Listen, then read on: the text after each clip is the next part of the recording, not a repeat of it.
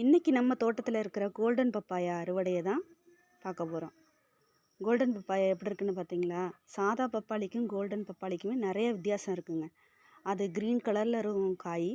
இதில் எலுமிச்சம்பழ கலரில் இருக்குது பார்த்தீங்களா? பழம் எந்த கலரில் இருக்குது பாருங்கள், ஆரஞ்சு கலரில் இருக்குது. செம்ம கலராக இருக்குங்க.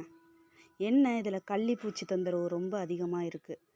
அடிக்கடி பார்த்து அதை சுத்தமாக காலி பண்ணால் தான் நம்ம பழத்தை காப்பாற்றப்படுது முடியுது. பாருங்களேன், கருப்பு கருப்பாக இருக்குது பாருங்கள், அதெல்லாமே கள்ளிப்பூச்சி தான். நீங்கள் கோல்டன் பப்பாயை வெட்ட வேண்டியது தான். கோல்டன் பப்பாளியில் என்னென்னா விதை அதிகமாக இருக்குது.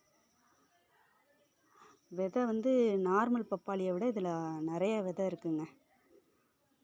ஆனால் இதை பழுக்கிறதுக்கு எவ்வளோ நாள் தெரியுமா ஆகுது? கிட்டத்தட்ட 7-8 மாதம் ஆயிடுச்சு இதை பழுத்து அறுவடை பண்ணுறதுக்கு. பாருங்களேன் விதை எவ்வளோ இருக்குன்னு. முதல்ல இன்றைக்கி தான் நாங்கள் டேஸ்ட் பண்ண போகிறோம். பண்ணிவிடுவோமா? டேஸ்ட்டாக இருக்குங்க. ஸ்வீட்டு, ஃபுல் அண்ட் ஃபுல் ஸ்வீட்டாக தான் இருக்குது. அந்த பப்பாளிக்குன்னு வர ஸ்மெல்லே இதில் இல்லை, சுத்தமாக இல்லை. சூப்பராக இருக்குது. உங்களுக்கும் மார்க்கெட்டில் இது கிடச்சிதுன்னா வாங்கி சாப்பிட்டு பார்த்துட்டு எப்படி இருக்குன்னுட்டு மெசேஜில் சொல்லுங்கள். லைக் பண்ணுங்கள்.